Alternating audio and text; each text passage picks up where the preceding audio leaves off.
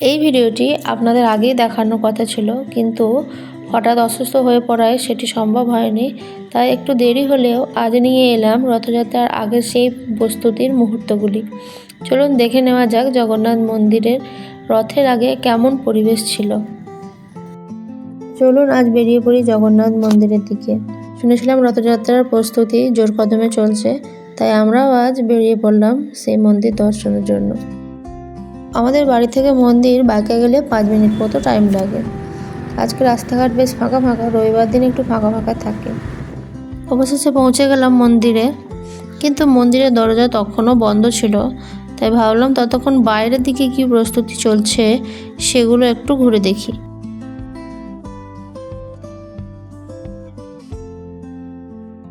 এই যে আমার পিছনে যে বড় মাঠটা দেখতে পাচ্ছেন, এই পুরো মাঠটাতেই মেলা বসবে, পুরো ভর্তি হয়ে যাবে মেলাতে।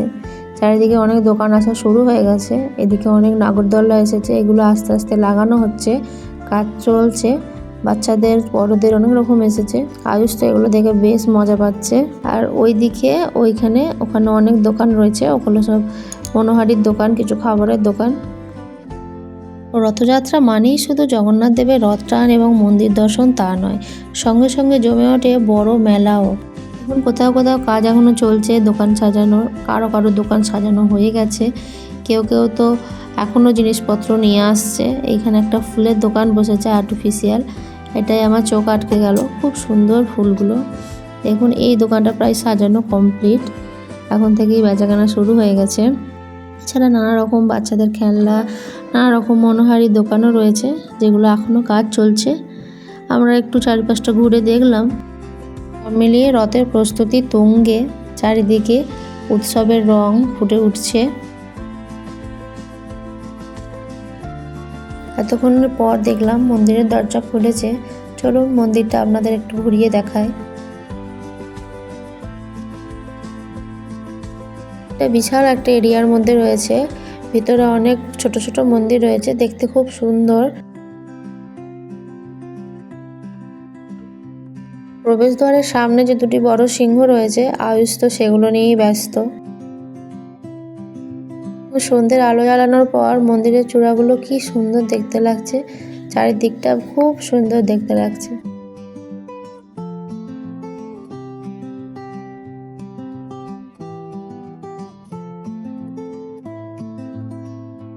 এই যে মন্দিরের ভেতরে এখানে একটা স্টেজ করা আছে, কিছু প্রোগ্রাম এখানে হয়।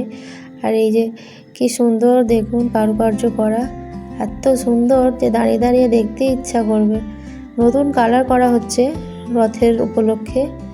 চারিদিকে দেখুন কত সুন্দর সুন্দর মূর্তি রয়েছে, এখানে এই যে রঙের কত কৌটো রয়েছে, এগুলো সব কাজ এখনো চলছে।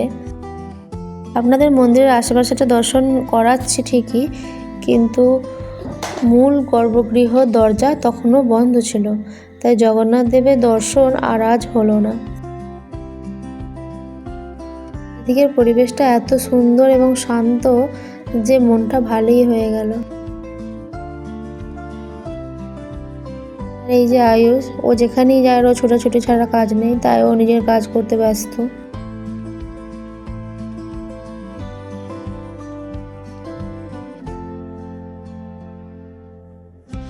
একটা ছোটখাটো বাগান রয়েছে, আর ওই যে ওই ঘরগুলো দেখতে পাচ্ছেন, ওখানে পুরোহিত সেবায়েত যারা আছে তারা থাকে।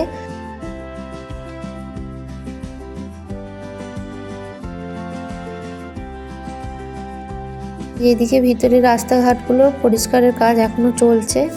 আর ওই দেখুন দূরে পাহাড়টা দেখা যাচ্ছে, এখান থেকে পাহাড়টা খুব সুন্দর লাগছে, এখনো একটু একটু আলো রয়েছে, সন্ধ্যা নামছে বলে পাহাড়ের দৃশ্যটা দারুণ লাগছে এখান থেকে।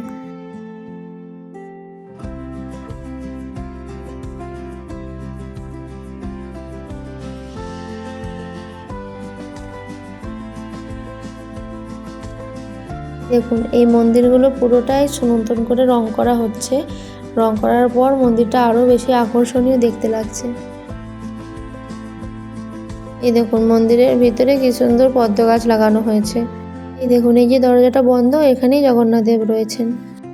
এই ভিডিওটি আপনাদের আগেই দেখানোর ইচ্ছা ছিল, কিন্তু অসুস্থ থাকার জন্য এডিট করে আপলোড করে উঠতে পারিনি, সেই জন্য সত্যিই দুঃখিত।